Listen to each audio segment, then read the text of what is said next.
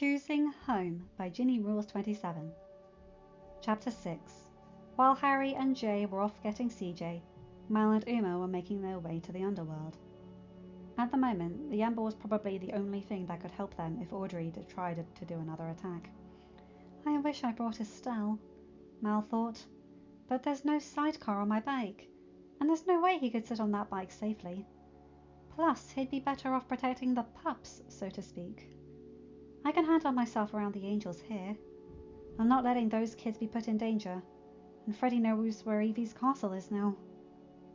Just because Hattie was up in the safety of Olympus didn't mean she was going to let Dizzy, Celia, or the Smee twins be without protection. Thankfully, Celia also knew her way around a sword. How could she not with her sister being who she was?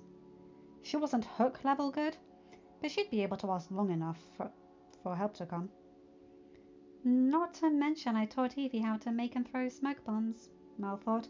Freddie proved they were more than just a fun prank idea, or a way to run away from a fight when he threw his at Cotillion.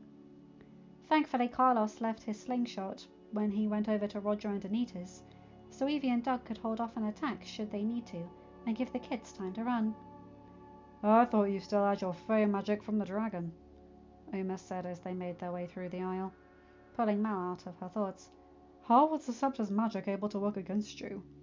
I'm not sure, Mal sighed. Possibly it's because of the fact that Mum adopted me.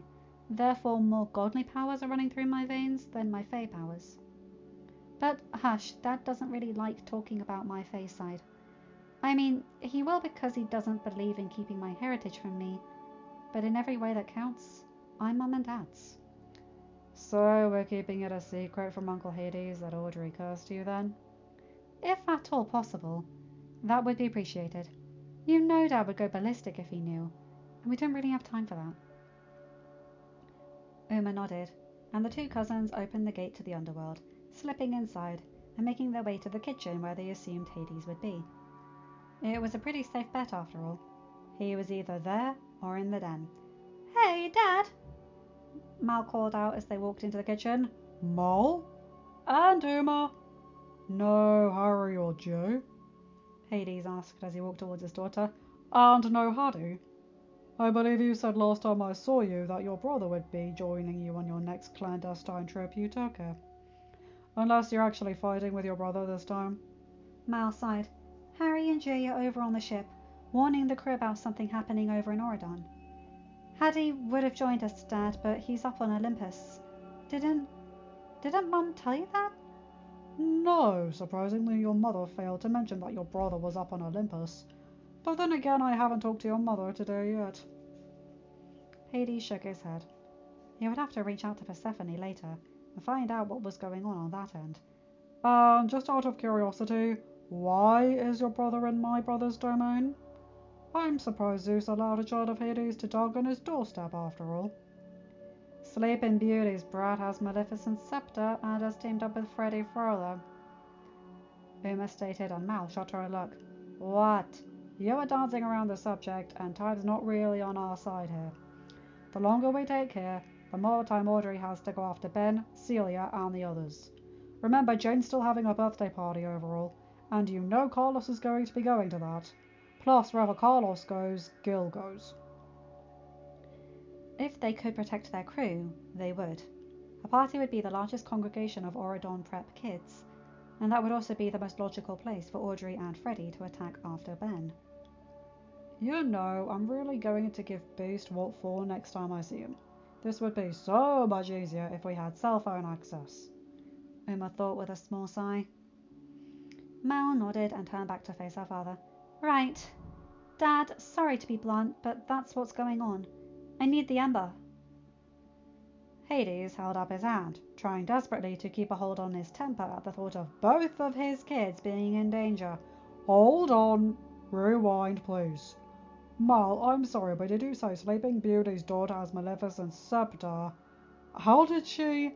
Evil intent, Dad, Mal said, more than a little frustrated with the questioning. Remember?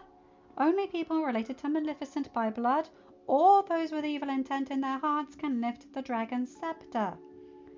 And she's partnered with Freddie Frollo? yeah, we still haven't figured that one out. In all honesty, I am not surprised. Hades thought, from what I've heard about the boy, and from what you've told me about Sleeping Beauty's daughter, they almost seem like a perfect match for each other. Despite you know how that boy feels about those he calls witches. Yeah, well, Audrey having the scepter, it's the closest thing to a witch Freddy's going to get. Mal muttered, he could grow to like her. Emma muttered, oh gods, now that's terrifying. Mal shuddered, Audrey and Freddy? Hey, mutual hate of you. And who else would put up with them? Even Shayla and Lachlan would get bored of him at some point. Morgan at least had her brain because she never fought the other two for a chance to have another fling with Freddy, and Brooke's too young to even think about stuff like that. While true, and an excellent point, it does not take away from the terrifying aspect of that pairing. Never mention it again, Mal exclaimed, and then turned to her dad. Dad, I hate to grab and run, but kind of on a time crunch. Ember, please. Mal? Dad, Audrey's after Ben right now. You know, my fiancé? The guy who risked his life to keep Freddy from coming over to Auradon and throwing me in the water at Cotillion? I'd like to prevent Audrey from harming him, so yeah, kind of need that Ember. Hades sighed but went over to the den where the Ember was kept on its stand. Grabbing it, he walked over to Mal. You know it won't work for you. Not completely. If it gets wet, it's game over. I know, Dad. Mal sighed as Hades handed her the Ember. But it's better than nothing, and with Audrey having the dragon's scepter, it's the best thing we've got. We know we can't count on Olympus to do anything but keep Hattie safe. And honestly, jury's still out on that one. Irma muttered. She knew Demeter would protect Hattie without question, but Zeus? Hera? Those were still up in the air. Hades sighed and pulled Mal into a hug. Be safe, okay? I will, Dad, Mal promised, smiling slightly as he rubbed her back and held her close. Like she would vanish if he let her go. But that was how his hugs always were, especially after she had been an idiot back when she was 6 after Hattie was born. Gods, I can't believe I ever thought Dad had Hattie to replace me, she thought with an inward sigh as she returned the hug. Then again, 6-year-old me did have years of living with the dragon, and only months of living with Dad. You don't always have to be the one to make sure Hattie's safe, Hades whispered, and Mal looked up at him. That job belongs to me and your mum. What kind of sister or captain would I be if I just let Hattie wander about while Freddy's on the prowl? Besides, Dad, Hattie's an Auradon citizen. He always was from being on the Isle, but now it's official. As future queen, he's my responsibility, Mal said softly.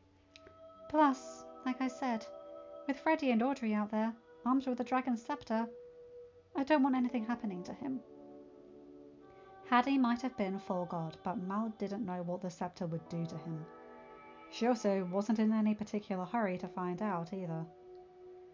It was one thing to curse her, but Audrey would not curse her brother. And if Zeus was good for anything, it was protecting Hattie. If he doesn't, his lightning bolt is going to have a very interesting new home, and I don't think Zeus will like it, Mal thought. Hades gave her a small smile as they broke from the hug. Take care of my daughter, okay? I've only got one, and she's pretty amazing. Mal couldn't help but chuckle at that, and Hades' smile grew as he heard it. No matter what, he loved hearing his daughter laugh. We've got that taken care of, Uncle Hades, Emma told him, a small smile pulling at her lips. Wherever Mal goes, the crew goes. No questions asked. Hades nodded. If I remember correctly, Jay and Harry are particularly fond of my chicken meatballs. I've got a few made up, but I haven't had a chance to fry them. Give me a second. I'll cook them up for you to take to them. I'm pretty sure Jay and Harry would flip at the chance to eat your cooking, Dad. As long as you make enough for the boys to share with us, Mal grinned. They had a little time, after all. Jay and Harry were probably still with the crew. Hey, as she repeatedly said, Auradon food was great. But there was nothing, I repeat, nothing that beat her father's cooking. Hades nodded and pulled out the meatballs from the fridge. I have to say, it's been hard to get my hands on those chickens since you kids and Estelle went across the bridge. But thankfully your crew's been handy in getting enough for the restaurant. Really? Mal asked. Yep. Hades chuckled. Ryan and CJ especially. They seem to have a competition of who can bring me more. Seems the angels have been particularly too quiet, so your rats have been able to move peacefully around your territory. Mal and Uma couldn't help but smile as they heard that. They weren't particularly sure when he'd have the chance to meet CJ, but figured she had gone into the restaurant on a food run. It was one of the few responsibilities the under-15s could do, so they eagerly grabbed them. They partnered up though, right? The rats? Uma asked. Of course. Hades nodded. I've seen them on patrols when I leave the restaurant. Always 3 to a group. Though I've never seen your acting captain or the Smealet in patrols. Makes sense, Uma nodded. Like you said, Henry's acting captain, just as Sammy's acting captain for Harriet's crew. If the angels do make their move, they'd either go after one of our younger crew members, or they'd go after Henry or Sammy since they're the captains. After all, Mal took out Freddy, eye for an eye. Mal sighed. She didn't really want to think about that. The fact that, in protecting Ben, she had endangered members of her crew and people she thought of as friends. How's Ryan doing, Dad? Mal asked. Well, I know it's been a couple of months after his sister died, but I haven't heard any news from Henry. Hades sighed. I've kept an eye on him, or at least as well as I can. He seems fine, Mally. Clings to CJ like glue, but from what you've told me about your crew, they're best friends. It would almost be expected. Good. Mal couldn't help but relax a little at that. She knew Ryan would likely miss his sister, always. But at least he was bouncing back. Oh, also, next time you're here, talk to your crew about watching where they talk about their flings. Hades said. I don't mind being someone your crew can come to, but I draw the line at hearing about their trysts. Mal and Uma chuckled. I guess we'll amend the rule to no talking about flings unless they're under 15s. The girls unless they ask, and Lord Hades. That's all I ask, really. I know the gods practically invented the art of trysts, but that doesn't mean I want to hear about babies having them.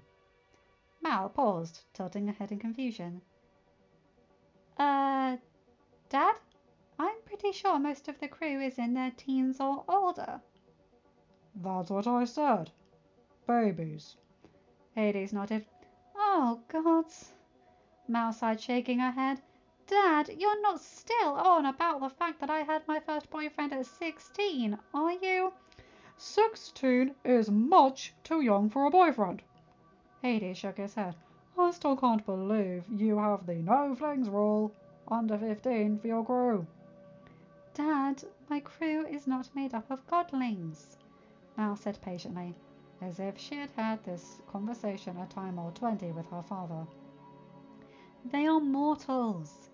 You can't expect mortals to go hundreds of years without companionship, do you? And even though Hades a godling, I'm still holding him to the same rule.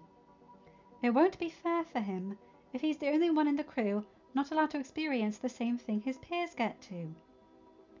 Speaking of hundreds of years, you still need to talk to Ben about the whole immortal mortal problem, she thought. I mean, I love Ben.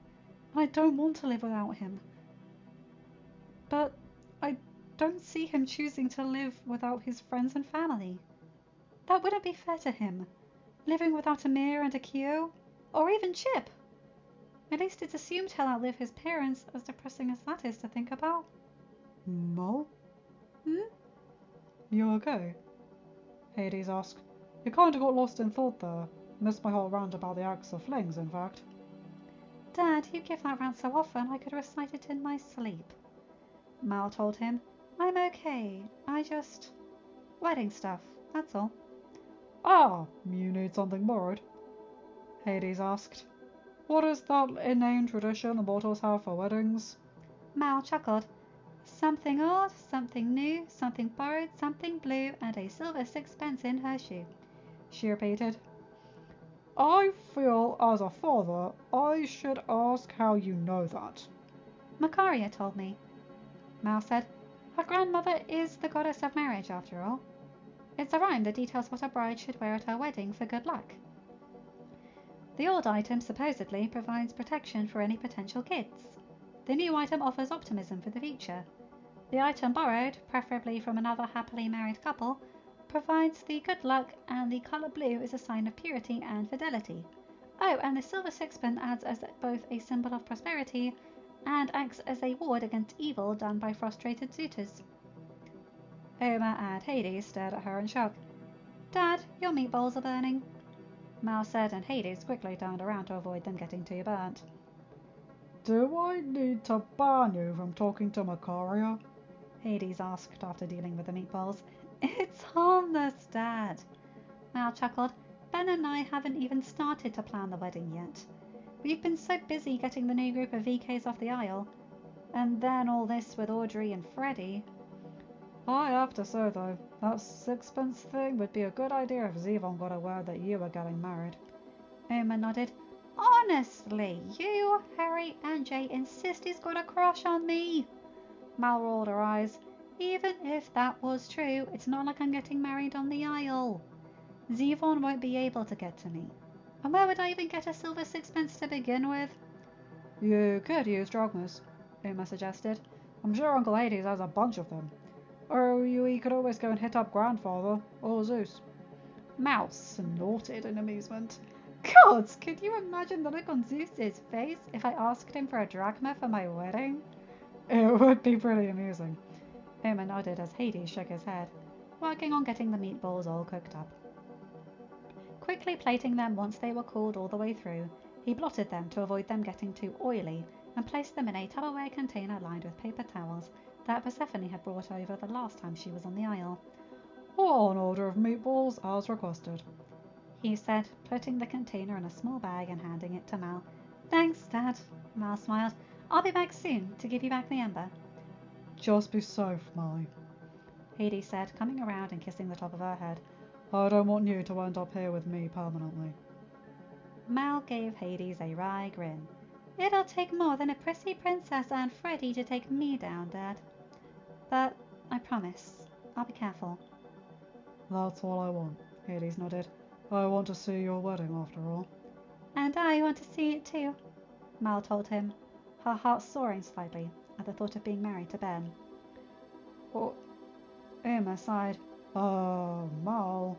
Audrey, armed with the scepter, partnered with Freddie. Right, Mal nodded. See you, Dad. See you, Mal.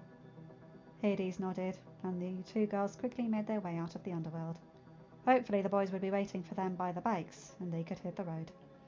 End of chapter. Hi guys, hope you enjoyed that one. I like that chapter. It's a peaceful one, but they're still chatting about these things. And that brewing worry about Ben and Mal's mortality debate. Oh god, that's really sad. Glad that doesn't exist in our world, because I'd be having existential crises. And I like the whole, he's just making meatballs and he's so shocked that Mal knows something about weddings that he accidentally nearly lets them burn. That's quite funny. Anyway, you guys know the drill. Like, comment and subscribe, and hit that bell to get notified whenever I upload a new video. Have a good day, night, or whatever time zone you're in. Bye my guys, gals and non-binary pals. I'll see you in another video. Take care.